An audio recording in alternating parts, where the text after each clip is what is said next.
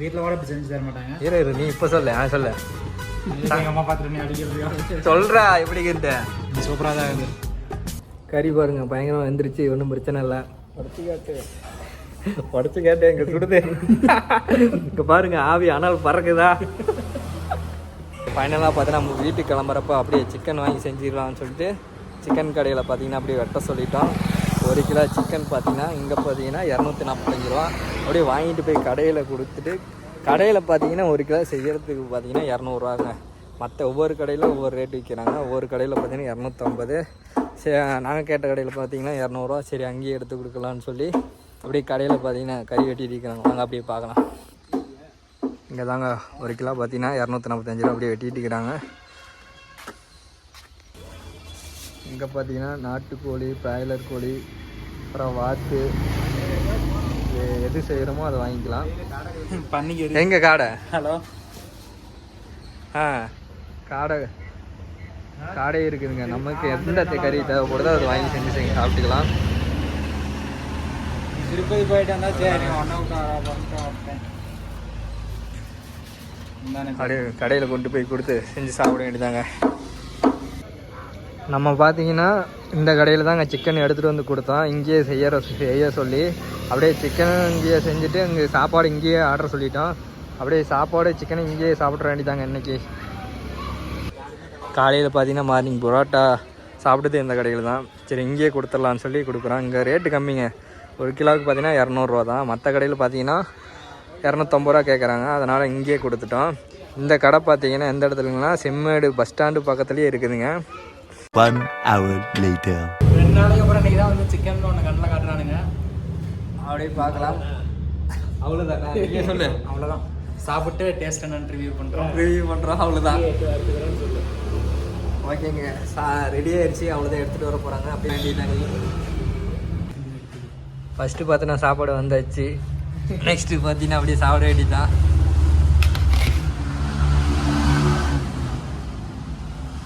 எல்லாம் சாப்பிடலாம், ஒன்றும் பிரச்சனை இல்லை. மீல்ஸ் அப்படி இறங்குமா தெரில, கொஞ்சம் கொஞ்சமாக சாப்பிடலாம்.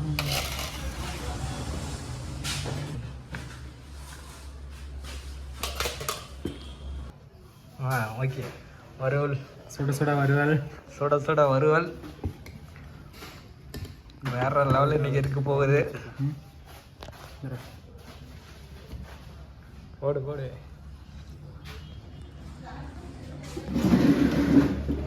குண்டு போய் அதுக்குள்ளே கறி வாயிலாம் போயிடுச்சு. அப்படியே கரைஞ்சிட்டே போகுது. அவ்வளோதாங்க. ஜம்முன்னு சாப்பிட வேண்டியதான்.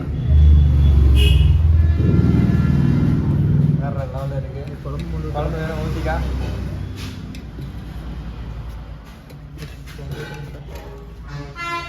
ரசம் அது ரசம் என்னன்றது ரசம்டா. ஊற்றிக்கலாம் சாப்பிட்டு சொல்லுங்க. எப்படி இருக்குதே? வீட்டில் கூட இப்படி செஞ்சு தர மாட்டாங்க. இரு நீ இப்போ சொல்ல சொல்ல எங்கள் அம்மா பார்த்துட்டு நீ அடிக்கிறது சொல்கிறா எப்படி கிட்ட. சூப்பராக தான் இருக்குது. ஒன்றும் பிரச்சனை இல்லைல்ல. நம்ம வீட்டிலே பிடிக்காது, கடையில் நல்லா இருக்குங்கய்யா. சொல்லு சொல்லிக்கிட்டு. அருமையாக இருக்குதா? சரிங்க ஓகேங்க. நம்மளும் அப்படி சாப்பிட ஆரம்பிக்க வேண்டியதான். கறியிலலாம் ஜம்முன்னு இருந்து அப்படியே எடுத்து சாப்பிட வேண்டியதாங்க. ஓகேங்க நம்மளும் அப்படியே சாப்பிட ஆரம்பிப்போம். எப்படின்னு சொல்லி ரிவ்யூ பண்ணேன். ஐயோ அடிப்பொலி.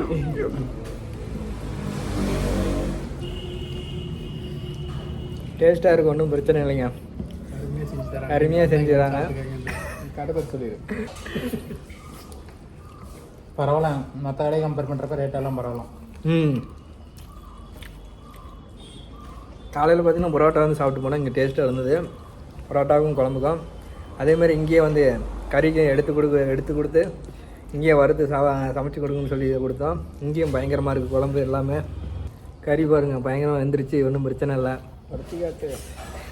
உடச்சு கேட்டு எங்கே சுடுது. இங்கே பாருங்கள் ஆவி ஆனால் பறக்குதா. பாருங்க கறி நல்லா வந்துருச்சுங்க.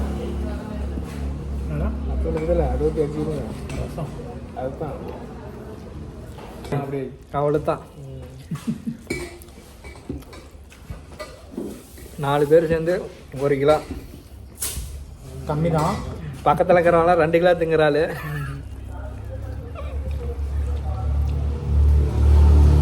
ஏகார்த்தி இது கம்மி தான் உனக்கு, கொஞ்சம் அட்ஜஸ்ட் பண்ணிக்கோ. ஹெவி பட்ஜெட்டில் பண்ணிக்கலாம். ரசமும் வச்சு கொடுத்துட்டாங்க. ரசம் என்ன ரசம் அவ்வளோதாங்க, நம்ம பார்த்து சாப்பிட்டு கிளம்பிட்டோம். கணேஷ் கடை பேர் வந்து சிந்தாமணி. சரிங்கண்ணா. ஓகேங்க, நம்ம பார்த்தீங்கன்னா சாப்பிட்டு முடிச்சாச்சு, அப்படியே கிளம்பிட்டோம். நீங்கள் வந்தீங்கன்னா இந்த பார்த்தீங்கன்னா சிந்தாமணிங்கிற ஹோட்டலில் அப்படியே கான்டாக்ட் நம்பர் கொடுக்குறேன், மறக்காமல் அப்படியே சாப்பிட்டு போங்க. சீரியஸாகவே வேறு லெவலில் இருக்குதுங்க சாப்பாடு பார்த்தீங்கன்னா.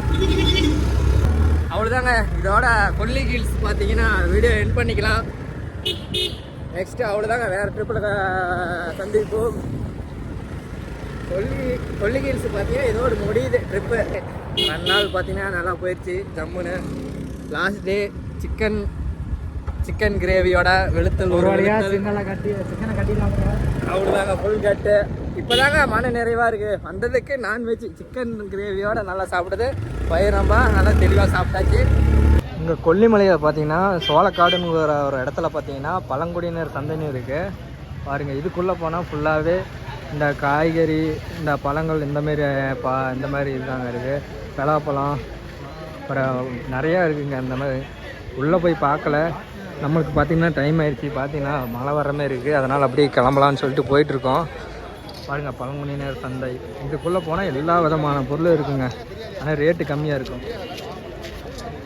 இதுதாங்க பழங்குடியினர் சந்தை. சரியான கூட்டமாக இருக்குது ஈவினிங் டைம் பார்த்தீங்கன்னா. இந்த இடம் பார்த்தீங்கன்னா சோளக்காடு. இதை தாண்டா பார்த்துங்க, நம்ம பாரில் போயிட்டே இருக்கலாம்.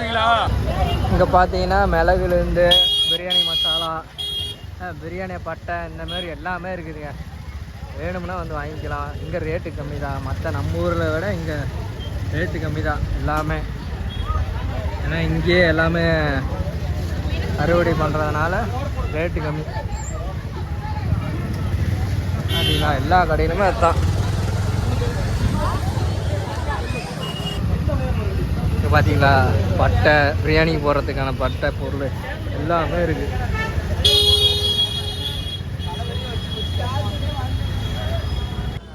இந்த மலைக்கு தாங்க போயிட்டு வந்தோம், கொல்லிமலை.